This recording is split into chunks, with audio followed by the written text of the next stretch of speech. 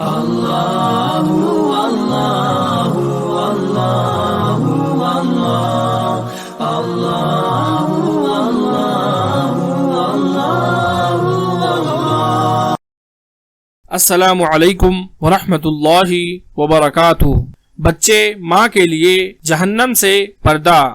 حضرت ابو سعید خدری رضی اللہ تعالی عنہ سے روایت ہے کہ آپ صلی اللہ علیہ وسلم نے فرمایا، جس عورت کے 3 بچے مر جائیں تو وہ اس کے لیے جہنم سے پردہ بن جاتے ہیں۔ اس پر ایک عورت نے پوچھا، اے اللہ کے رسول صلی اللہ علیہ وسلم، اگر کسی کے 2 ہی بچے مریں؟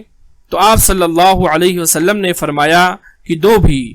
بخاری حدیث نمبر 1249۔